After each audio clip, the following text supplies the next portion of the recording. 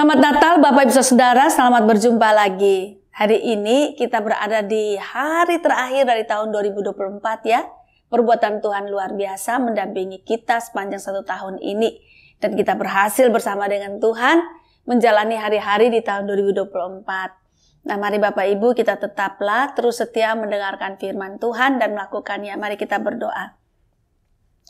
Bapa di surga, kami berterima kasih Engkau Allah yang luar biasa, Allah yang setia dan penuh dengan kuasa. Sehingga Engkau mendampingi kami sepanjang tahun ini, tahun 2024. Hari ini adalah hari terakhir di tahun 2024 ini untuk kami jalani bersama dengan Tuhan. Dan Tuhan menyediakan tahun 2025 untuk kami jalani juga bersama Tuhan. Kami ingin mengisi hari-hari kami dengan setia mendengarkan firman Tuhan, membaca firman Tuhan, menelaah firman Tuhan, dan melakukannya dalam kehidupan kami setiap hari. Terima kasih, dalam nama Tuhan Yesus kami berdoa. Amin. Bapak Ibu, mari kita baca kitab 1 Raja-Raja pasal 17 ayat 13 sampai ayat 16. Tetapi Elia berkata kepadanya, "Janganlah takut, pulanglah, buatlah seperti yang kau katakan. Tetapi buatlah lebih dahulu bagiku sepotong roti bundar kecil daripadanya, dan bawalah kepadaku, kemudian barulah kau buat bagimu dan bagi anakmu. Sebab beginilah firman Tuhan Allah Israel, tepung dalam tempayan ini tidak akan habis, dan minyak dalam buli-buli itu pun tidak akan berkurang sampai pada waktu Tuhan memberi hujan ke atas muka bumi." Lalu pergilah perempuan itu dan berbuat seperti yang dikatakan Elia. Maka perempuan itu dan dia serta anak perempuan itu mendapat makan beberapa waktu lamanya. Tepung dalam tempayan itu tidak habis, dan minyak dalam buli-buli itu tidak berkurang, seperti firman Tuhan yang diucapkannya dengan perantaran Elia. Demikian jawab pembacaan firman Tuhan. Yang berbahagia adalah setiap kita mendengarkan firman Tuhan, memelihara serta melakukannya dalam kehidupan kita setiap hari. Bapak Ibu, kisah janda di Sarfat dengan Elia ini bagi saya selalu menarik. Selalu menarik Bapak Ibu Saudara. Ini kisah yang luar biasa.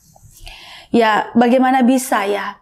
Elia pada waktu itu adalah orang yang sangat sulit, tidak punya kekuatan apapun. Elia tidak punya pasukan, Elia tidak punya keluarga yang hebat yang bisa menopangnya.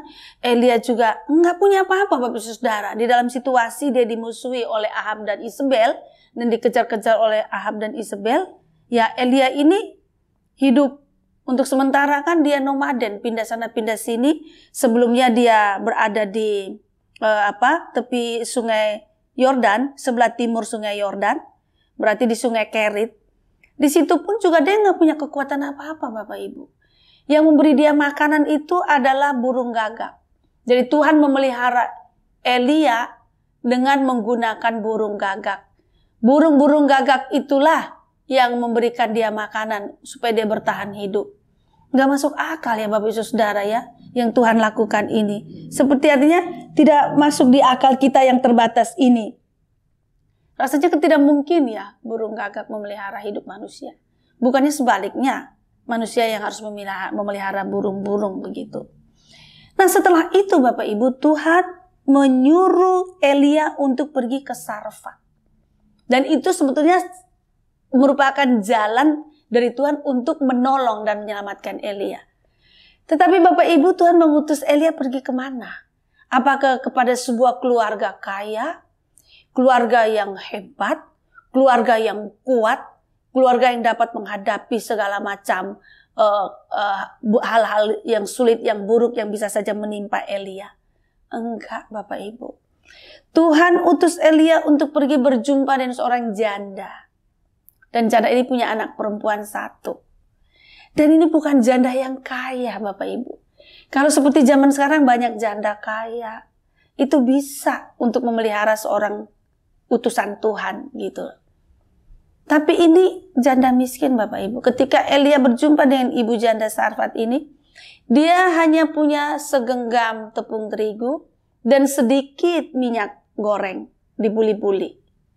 Nah itu untuk nanti pada waktu itu, hari itu, saat itu ketika berjumpa, janda ini mencari kayu, dia akan pulang ke rumah, lalu dia menyalakan api, dia mencampur si terigu ini, kemudian dia goreng hanya untuk dia dan anaknya, hanya pada saat itu. Setelah makan, mereka udah nggak tahu lagi, mungkin mati dan sudah nggak ada makanan lagi. Dan ini kan juga dalam musim yang kering, gitu loh. Nah, Bapak Ibu Saudara, Tuhan ini kadang-kadang jalan Tuhan itu memang betul-betul bukan jalan kita loh, Bapak Ibu.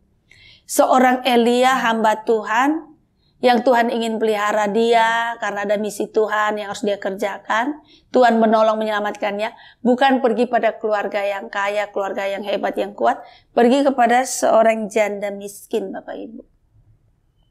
Tuhan pelihara. Jadi ini dua orang lemah. Elia nggak punya siapa-siapa, nggak punya apa-apa. Datang ke janda di Sarfat ini juga miskin, nggak punya apa-apa. Tinggal hanya segenggam tepung terigu dan sedikit minyak. Jadi ini gimana mereka udah bisa saling menolong? Itu gimana caranya, Bapak Ibu? Saya kan kenapa mengatakan bahwa yang kuat menopang yang lemah, yang kuat menopang yang lemah. Lah ini sama-sama lemah tuh, piye cara saling menopangnya? Tapi lihat, menarik.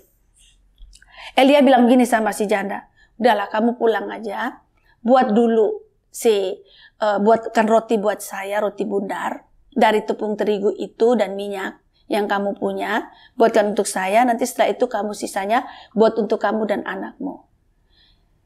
Tepung terigu itu tidak akan habis, minyak dalam buli-bulimu juga tidak akan habis, karena Tuhan akan memelihara. Begini kata Elia, sebab beginilah firman Tuhan Allah Israel, tepung dalam tempayan itu tidak akan habis, dan minyak dalam buli-buli itu pun tidak akan berkurang sampai pada waktu Tuhan memberi hujan ke atas muka bumi. Bapak Ibu, dan menarik adalah setelah mendengarkan firman Tuhan ini, ibu janda pergi ke dapurnya dan buat persis seperti yang Elia perintahkan. Dia membuat roti untuk Elia dulu, lalu membuat roti untuk dia dan anaknya. Dan Bapak Ibu, ibu janda yang miskin ini rela untuk berbagi di tengah-tengah kekurangannya yang amat sangat. Dan apa yang terjadi? Mujizat. Itu yang dikatakan bahwa Tuhan dapat berbuat yang tidak mungkin. Betul-betul Tuhan melakukan apa yang Tuhan firmankan. Minyak dalam buli-buli itu tidak habis. Tepung dalam tempayan itu juga tidak habis. Sampai Tuhan menurunkan hujan pada bumi. Bapak Ibu. Nah, Bapak Ibu Saudara, di sini kita belajar bahwa saat kita yang penuh dengan kekurangan mau berbagi, maka kita akan memperoleh berkelimpahan. Itu artinya iman. Ibu janda ini percaya pada firman yang disampaikan oleh Elia bahwa Tuhan akan memelihara mereka. Caranya tepung dalam tempayan itu tidak akan habis, minyak dalam buli-buli itu tidak akan habis. Tuhan akan memeliharakan mereka dalam beberapa waktu. Jadi ibu janda ini pertama-tama beriman kepada Tuhan. Dia percaya kepada Tuhan.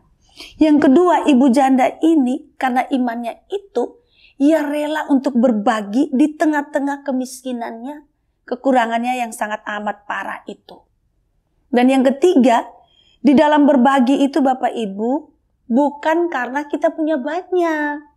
Bukan karena kita punya kelebihan. Kalau belajar dari ibu janda ini, kita berbagi karena kita punya iman, kita punya percaya kepada Tuhan, kita mempercayakan hidup kita kepada Tuhan, dan kita punya hati untuk sesama. Itu Bapak Ibu. Luar biasa ya Bapak Ibu. Ibu janda ini punya iman sehingga dia bisa berbuat, dan karena imannya itu dia berbuat dari kekurangannya, kemiskinannya, sehingga dia memperoleh kelebihan. Dan untuk berbuat itu bukan masalah berlimpah atau kelebihan, tapi masalah iman dan masalah hati. Bapak Ibu, sebagai murid-murid Tuhan Yesus Kristus, umat Allah, ini hari terakhir tahun 2024. Saya sengaja membacakan firman ini supaya ini menjadi bekal dalam hidup kita, dalam kita tutup tahun dan kita buka tahun.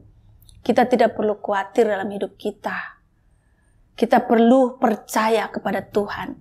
Bahkan di dalam kekurangan, kemiskinan, kesulitan yang parah, Tuhan dapat berbuat yang tidak mungkin.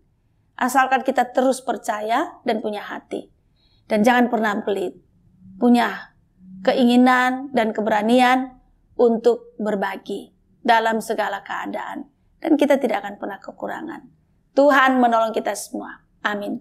Mari kita berdoa. Bapa, berikanlah iman kepada kami. Berikanlah kami hati yang mengasihi sama. Sehingga di dalam segala keberadaan, jangankan